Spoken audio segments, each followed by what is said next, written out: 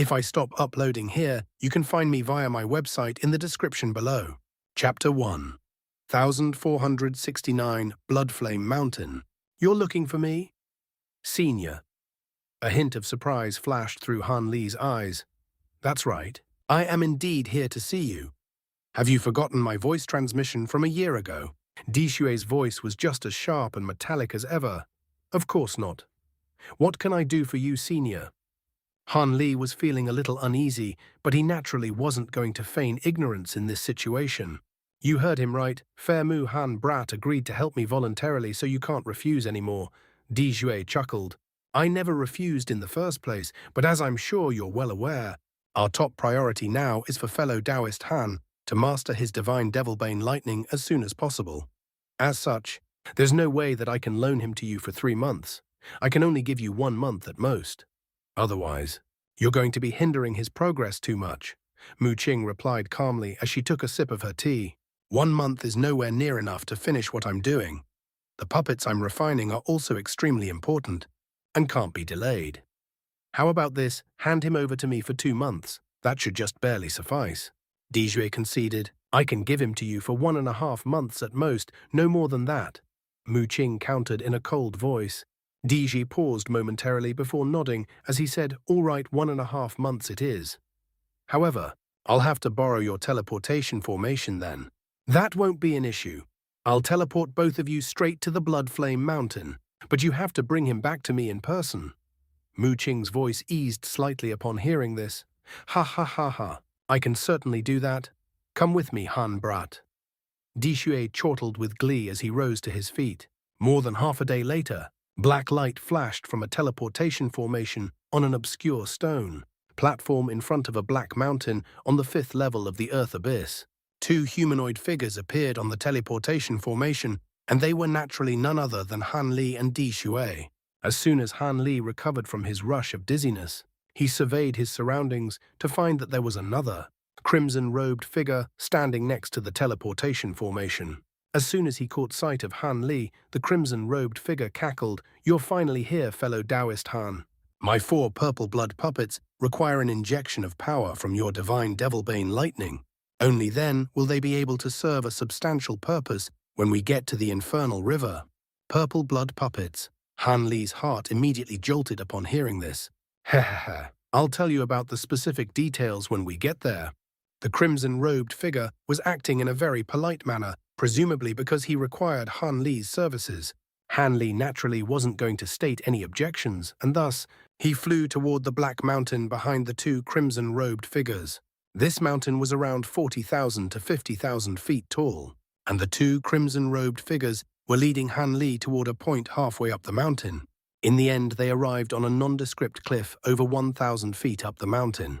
One of the crimson-robed figures strode forward and made a hand seal with one hand. He then began to chant something before abruptly raising his other hand. The scenes that unfolded next had Han Li completely flabbergasted. The entire cliff began to tremor amid a loud burst of rumbling, and black light flashed as a gargantuan moss-covered stone worm head appeared.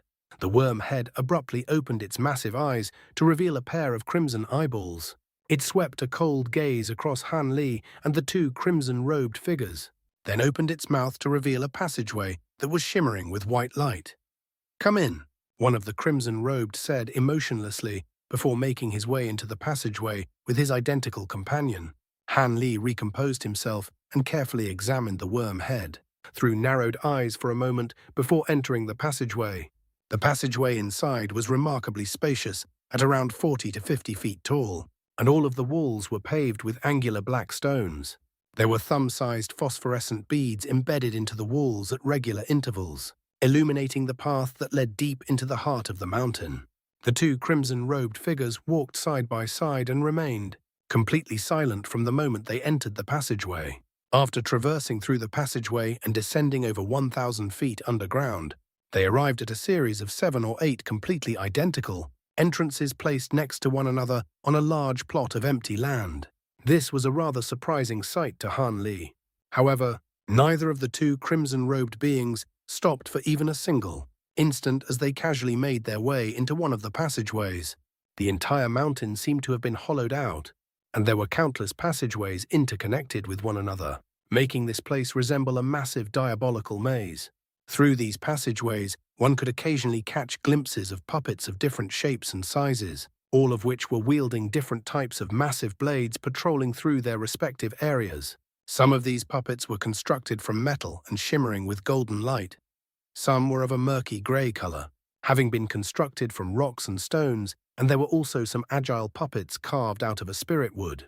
All of these puppets were emitting astonishing spiritual pressure, and there were even a few special puppets that possessed deity transformation stage power.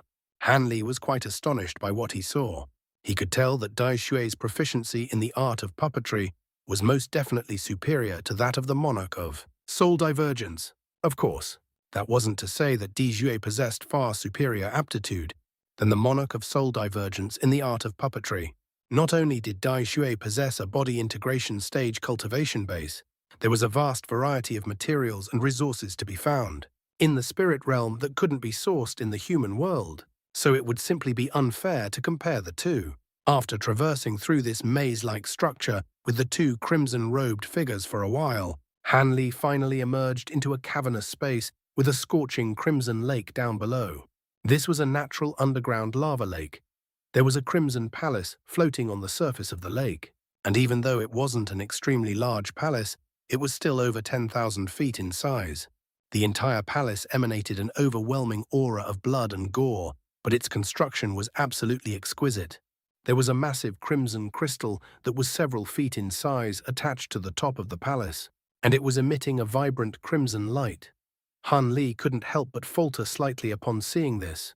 This crystal almost immediately evoked recollections of the strange crystal Han Li had seen on the Spirit Seal Tower of the Tianpeng race's holy city. That crystal was just as massive and mysterious. It appeared that some kind of extremely powerful restriction had to have been placed on those crystals. The crimson-robed figures suddenly descended after leading Han Li to the edge of the lava lake. One of them rustled a sleeve, and a yellow bell immediately shot forth from within before landing in his grasp. Yellow light flashed as a crisp clink sounded from the bell, and as soon as Han Li heard this sound, his consciousness immediately began to waver as he was struck by a sense of feebleness. His heart jolted with shock, and he hurriedly activated his great development technique to dispel those debilitating effects. He then retreated a step and appraised the two crimson-robed figures with wariness in his eyes. He didn't believe that the two would suddenly try to kill him here, but he had never let his guard down even for a single instant. One of the crimson-robed figures immediately turned around to appraise Han Li with a cold expression, and a hint of surprise flashed through his eyes upon seeing Han Li's ability to retain clarity of mind. Right at this moment, a burst of violent tumbling and surging suddenly erupted from within the crimson lava in the lake down below, following which a giant beast that was around 100 feet in length emerged. This was a shelled beast that resembled a giant turtle, but it possessed 3 elk-like heads with strange, vibrant red coral-like horns on those heads. The beast seemed to have been summoned by the bell, and as it swam quickly toward Han Li and the others, as soon as it emerged from the lava. "This is my gate guardian beast, a chaotic turtle beast.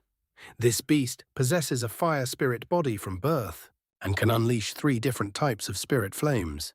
It's extremely powerful when in its natural habitat of lava, and it took me a lot of effort to tame it.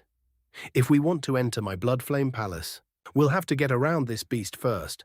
One of the crimson-robed figures chuckled. "I am truly in awe of your exceptional powers." Senior Han Li immediately replied upon hearing this. He then cast his gaze toward the lava lake as blue light flashed through his eyes, and his expression changed drastically. With the assistance of his bright sight spirit eyes, he was able to see that there were countless transparent threads up ahead, intertwining to encompass the entire lava lake down below. One end of those threads was connected to the giant crystal on top of the palace, and if someone were to fly down recklessly from above without being aware of the presence of these threads, they would most likely be sliced into countless pieces. Han Li's lips twitched, and he drew a sharp breath upon making this discovery. At this moment, the chaotic turtle beast had arrived at the shore of the lava lake, and it opened its 3 mouths to let loose a strange cry that resembled frog croaks. One of the crimson-robed figures raised a hand upon seeing this, and a black fist-sized bull shot forth amid an aura of blood and gore. One of the demon beast's heads opened its mouth to lap up the black ball by expelling a burst of red light. The three heads then let loose low cries in unison, seemingly in a display of joy and elation. It then turned around and laid a thick tail onto the shore of the lake to act as a bridge. The two crimson-robed figures climbed along the tail onto the creature's back, then turned around to face Han Li. Han Li heaved an internal sigh before also making his way onto the beast's back. One of the crimson-robed figures shook the yellow bell again, and the chaotic turtle beast swam rapidly toward the Bloodflame palace at the center of the lake with the trio on its back. The lake wasn't very large, and it only took moments before the beast reached the palace. The three of them immediately rose into the air and flew over to the palace gates. Han Li had only just descended onto the ground when the palace gates abruptly opened up from the inside, and two groups of beings emerged.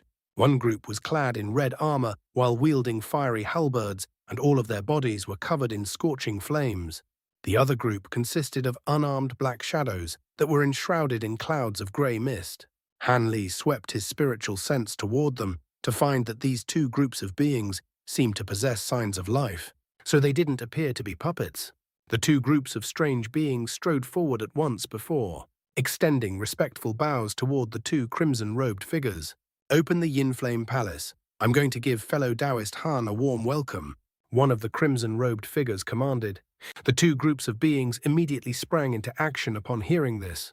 Most of them rushed back into the palace, while the remaining group split up into two neat lines as they stood respectfully on either side of the gates. None of them uttered a single word during this process, and it was as if they were all incapable of speech. Han Li's expression remained unchanged, but a hint of bewilderment welled up in his heart upon seeing this. Chapter 1, 1470 Spirit Servants. Just as Han Li was appraising these strange beings, one of the crimson-robed figures suddenly asked, "Are you interested in my spirit servants, fellow Taoist Han?" "Spirit servants. Forgive me for my ignorance, senior. This is my first time hearing about such things." Han Li replied truthfully, "Ha ha, it's no surprise that you haven't heard of it. These spirit servants are a type of semi-puppets that I've refined." The crimson-robed figure chuckled with a hint of smugness in his voice. "Semi-puppets, I really would like to know more about them now," Han Li said with a hint of surprise in his eyes. "You seem to be quite interested in these spirit servants. You must also be familiar with the puppetry arts, right? I'd be happy to provide some guidance. But let's go to the Yin Flame Palace first," the other crimson-robed figure interjected. Han Li naturally wasn't going to state any objections, and he merely nodded in agreement. Thus the group entered the palace, and the gates slowly closed behind them. The chaotic turtle beast that was outside the palace also disappeared into the lava again. After a while, Han Li and the two crimson-robed figures appeared within a large hall that was over 1,000 feet in area. Everything in the hall had been constructed from some kind of strange black and red jade, and upon making contact with the material, Han Li was struck by a scorching sensation, which then turned into a flow of icy coolness. This was quite an interesting material. Han Li was quite intrigued as he felt the interchanging hot and cold sensation making its way into his body from the jade chair that he was sitting on. At this moment, he was situated on one side of the hall, while the two crimson-robed figures naturally sat together at the center. The jade tables before the three of them were all piled full of exotic fruits and delectable wines, and there were humanoid figures enshrouded in pink mist standing off to the side, attending to their needs when required. Every time someone finished the wine in their cup, one of the humanoid figures would rush forward for a refill in a respectful manner. These humanoid figures in the pink mist were different from the earlier ones that were enshrouded in grey mist. Not only were all of them quite slender, the mist around them emitted a pleasant fragrance that evoked within one a sense of relaxation. At such close quarters, Han Li was naturally able to examine these spirit servants from time to time, and a contemplative look appeared on his face. "Have you gleaned the secrets of the spirit servants, fellow Taoist Han?" One of the crimson-robed figures downed his cup of spirit wine before turning to Han Li with a hint of a smile in his voice. "I'm afraid I can only identify that these beings seem to be spirits, but also like objects, yet also like neither at the same time. As for the exact intricacies involved, that's definitely beyond me." Han Li replied with a smile. "You're not wrong. Spirit servants are indeed beings that are a mix between spirits and objects. They possess souls, and their actions appear to be identical to that of a normal person. But most of what they're doing is merely instinctive, and they're being controlled by me using a puppet secret technique. As for how they came to be, I discovered two types of spirit bodies on the Bloodflame mountain that are unable to attain intelligence, and I infused them into puppets. The other crimson-robed figures explained, finally revealing the origins of these spirit servants to Han Li. Infusing spirit bodies into puppets, Han Li's expression stirred upon hearing this, and he instantly recalled back to how he had once infused his second nascent soul into his humanoid puppet. Indeed, these spirit bodies are yet to manifest complete souls, so they're extremely docile. Yet they possess a certain level of spiritual nature, thereby allowing them to complete some simple instructions. On top of that, they're able to fuse together with puppets, so they're perfect for refining spirit servants. It's exactly because of this that I decided to settle permanently on the Bloodflame mountain. The crimson-robed figure explained, "This is also a result of your proficiency in the puppetry arts, senior. Otherwise, even if others were able to find such spirit bodies, they wouldn't be able to incorporate them into puppets." Di Shui had made the process sound quite simple, but infusing spirit bodies into puppets was extremely difficult. As someone who was proficient in the puppetry arts himself, Han Li was naturally well aware of this. As such, those words of praise were truly genuine. The two crimson-robed figures glanced at one another, and one of them offered, "If you'd like, I can teach you the secret technique required to infuse spirits into objects. I haven't done anything for you yet, senior. How could I ask for a reward that I don't deserve?" Han Li was rather surprised, and a hint of hesitation appeared on his face. "Ha ha ha. It's just a little trick that I managed to invent during my free time. There's no need for you to be so polite. Fellow Taoist Han, I'm going to require a lot of assistance from you in the coming month and a half, and I hope you'll help me to the best of your abilities," one of the crimson-robed figures said with a smile. His tone became even more polite. As such, Han Li could only accept this offering with gratitude. "Senior Di Shui, seeing as I'm already here, would you be able to tell me how I can assist you in refining your puppets?" Han Li asked. "There's no hurry. You've only just arrived at my Bloodflame Palace, so you should drink to your heart's content. Then have a good rest. We can discuss those matters tomorrow." The crimson-robed figure waved a hand to brush his question aside. Han Li could only comply with a wry smile and down another cup of spirit wine. All of a sudden, one of the crimson-robed figures clapped his hands a few times, and a series of shuffling footsteps sounded from outside. All of a sudden, a peculiar fragrance wafted through the air as 12 beautiful, young women in 5-colored dresses made their way into the room. Han Li cast his gaze toward the faint pink mist emanating from the bodies of those women, and he quickly realized what they were. These women were also spirit servants, just like the other beings enshrouded in pink mist in the room. However, the pink mist on their bodies had become extremely faint, thereby revealing their true appearance.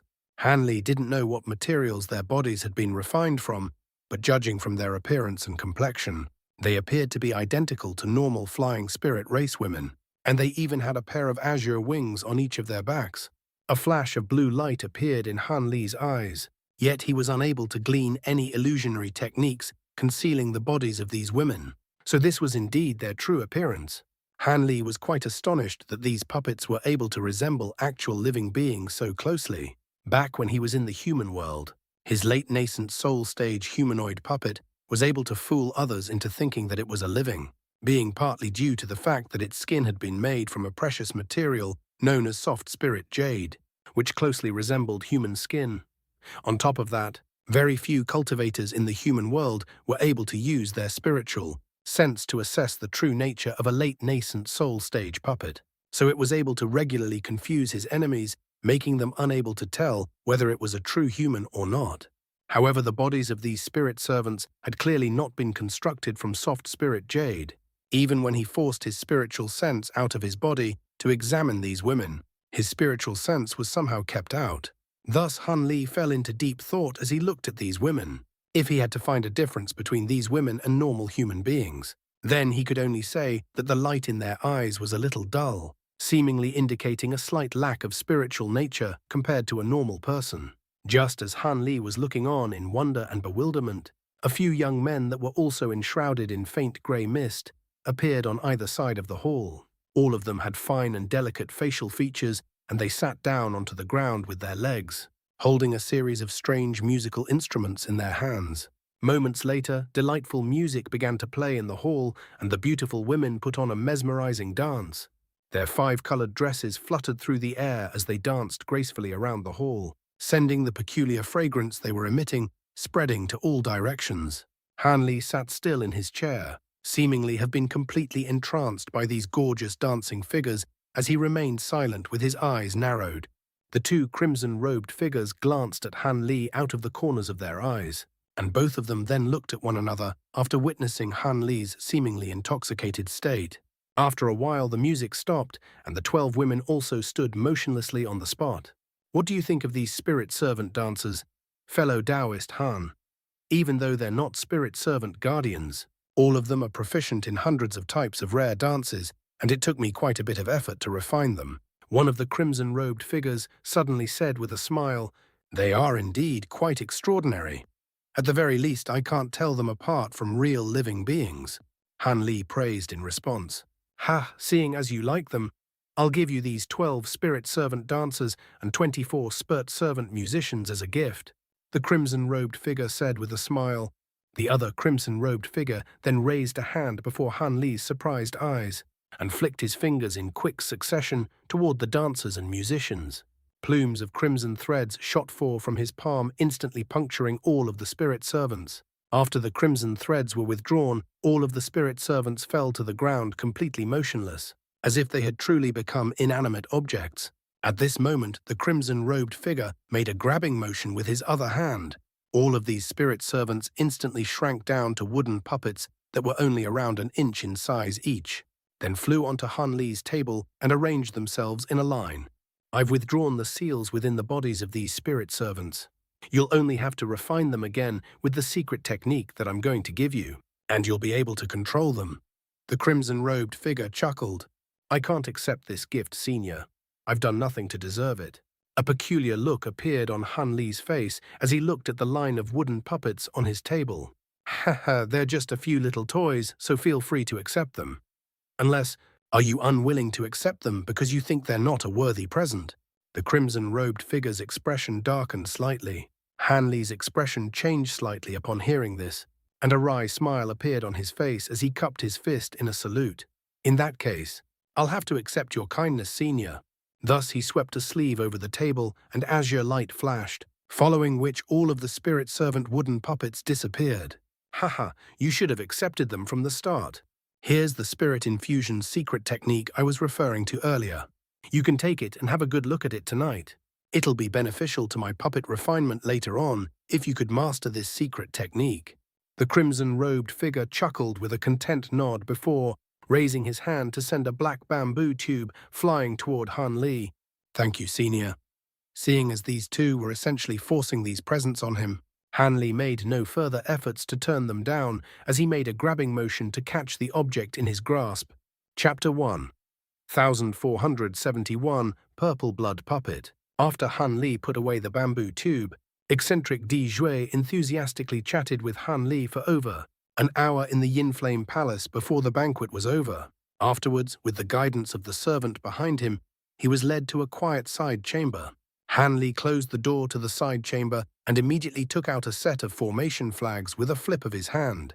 Then he released them into the air, disappearing in a dozen streaks of light. A barrier of rainbow light suddenly appeared in the room's walls. Han Li sighed and sat down cross-legged on a mat before his mind drifted off in thought. Eccentric Di Jue's courteous tone was truly out of place, considering he was a body integration grade demon monarch. It left Han Li with an odd feeling. Could it be that the eccentric had spoken to him in that way, because assisting in the puppet refinement would be incredibly difficult? Han Li shook his head, feeling that it was unlikely.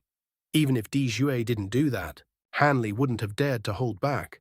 Apart from the mysterious Liu Zhu, the beautiful woman surnamed Lan Mu Qing, and Yun Ya were trying their best to entice him. Mu Qing in particular seemed entirely unwilling to let him contact the white-haired beauty. It seemed, in addition to having him eliminate the infernal river restriction, they had another reason for roping him in, most likely having to do with his divine devil-bane lightning. As thoughts quickly formed in his mind, he began to analyze most matters related to this. After a long while passed, he sighed and he closed his eyes once more. Although he didn't know what the demon monarchs of the Earth Abyss were conspiring, if he understood what actions he should take, he wouldn't need to fear for his safety. Han Li's eyes flickered, and soon after he shook his sleeve, releasing tens of various styled and colored wood puppets. They circled in front of him as they floated in the air. Blue light shined from his eyes, and he began to examine the puppet. From a long distance away, he wasn't able to grasp the marvels of the spirit servant puppets, and he had no trouble pouring his spiritual sense into one of the puppets through his hand. A short moment later, Han Li wore an odd expression as he tossed the puppet away and took another, and he did it again repeatedly. A while later, Han Li examined every one of the puppets. The spell formations inside the puppets were profound and complex. With his current attainments in spell formations, he wasn't able to see through their designs, but he was able to leave behind his imprint with ease. But even Han Li wasn't completely sure of this. After all, puppet techniques involving spirit servants were knowledge far beyond that of the mortal world. Fortunately, Di Shui had given all related refinement techniques over to him. So long as he wholeheartedly studied them, he'd eventually come to understand them. When that time came, he'd fully understand any problems related to them. But before then, he didn't need to waste any more thought on them. Furthermore, after careful consideration, he would be protected from any surprises. With that thought, Han Li swiped his hand past his storage bracelet and produced a faint golden box. The surface of the box was filled with odd decorative designs. From the faint talisman characters roaming on its surface, its mysteriousness was clear to see. Han Li opened the box and waved his hand to the puppets floating in the air. Suddenly, a cloud of azure chi flew out from the box and wrapped around all the puppets, dragging the puppet back into the box. Once the box was closed, Han Li flipped his free hand and produced several various colored talismans. In a flash, the talismans stuck onto the surface of the box and sealed. With that done, Han Li felt more at ease and took out the bamboo tube recording the refinement process of spirit servants. He inserted his spiritual sense into it and began to study it in detail, quickly immersing himself in the mysteries of this new technique. It was only when a few light knocks sounded from his door that he suddenly woke up. He stood up, folding the tube into his sleeve with slight reluctance. He opened the door to reveal a spirit servant, shrouded in grey mist. This spirit servant couldn't speak, but it raised its hand and a bloodlight burst from its hand. Di Shui's relaxed voice sounded out. "Fellow Taoist, please follow the spirit servant for a meeting at the Blood Refinement Hall. I want to officially discuss the matter of the puppet refinement with you." Afterwards, Di Shui's voice came to a stop and the bloodlight faded. "Lead the way," Han Li bluntly commanded. The spirit servant bowed and promptly twirled around and gently walked, producing no sound as if nothing were there. If he hadn't comprehended Dai Shui's secret puppet techniques the day before, Han Li might have found this interesting. But now Han Li glanced at the puppet with seemingly no interest. After the time it took to finish a cup of tea, Han Li appeared at a secret underground area in Bloodflame Palace. When he looked around, he couldn't help but betray his astonishment. The so-called Blood Refinement Hall was a huge underground hall carved out of crystal. It was over a kilometer wide, and its walls sparkled with white light. The flowing red lava roiled behind the walls, but the walls were completely stable and the hall was absent of scorching heat. But what truly surprised Han Li was the 3-kilometer-tall puppet standing in the lava underneath the crystal hall. The giant puppet wore jet-black armor arms that stretched below the knees, sparkling purple-red flesh, and bowl-sized scales. But when Han Li looked at its head, he felt his heart tremble. Not only did the puppet have a single white horn on its head, but it also had a mouthful of lion's teeth and 6 blood-red eyes. 2 of them were where one would expect, but it also had 2 on either cheek and 2 on the back of its head. Each of the blood-red eyes were slowly looking around each of them, giving off an eerie blood-curdling glint. Having studied the huge puppet for a long while, Han Li deeply sighed and said, "This must be Senior's purple blood puppet. It seems to have some intelligence. Could it be he used a secret technique and fused it with a spirit body?" A crimson-robed figure appeared in the crystal hall and strangely laughed when he saw Han Li's shocked face. "Hey. It seems fellow Taoist had spent the night studying the secret puppet techniques I gave him. That's right. This purple blood puppet is infused with a spirit. However, it isn't a weak spirit body like a spirit servant. Rather, it uses a trace of my spiritual sense. Han Li wryly smiled and said, "So it was like that. I think it's an astonishing puppet. Ordinary spirit bodies wouldn't be able to control it. With Senior's immense spiritual sense, even a trace of it wouldn't be a problem. Now that fellow Taoist Han has seen this puppet, you should know why I've had you come to the Bloodflame Palace. I don't want anything from you apart from having you infuse your divine Devilbane lightning with your grey armor. Afterwards, I'll change the divine lightning in accordance to the talisman formation. During this process, there can't be any loss of focus or everything will be lost." Han Li felt his heart trembled and he readily answered, "When the time comes, I'll follow your instructions to the best of my abilities." Di Shu cheerfully laughed when he heard this and said, "Very good. Don't worry, fellow Taoist. I won't have you work for free. Once the puppet is finished, I'll hand over a few things to you in addition to the spirit servant refinement method." Soon after, Di Shui formed an incantation gesture and chanted a few words. Suddenly, the huge puppet underneath them began to move. As its 6 eyes stirred, it formed an incantation gesture with its hands and completely enveloped its body in purple light. As purple light shined, the lava gradually withdrew, creating a huge purple realm underground. At that same moment, white light flashed from underneath Han Li and Di Shui, and the crystalline floor vanished as if it were an illusion. The two suddenly fell. Although Han Li was surprised, his wings flapped and slowed his descent. As for Di Shui, crimson light flashed from his body and steadied himself like a mountain. Han Li flew quickly and landed on the top of the purple blood puppet. At that moment, one of the blood-red eyes turned and stared at Han Li. Han Li felt a chill run down his back as his body became sluggish as if an invisible force was covering him. In the blink of an eye, Han Li's expression changed and a layer of sweat appeared on his brow. Fortunately, the 3-meter-wide demon eye flashed and looked at something else, returning Han Li to normal.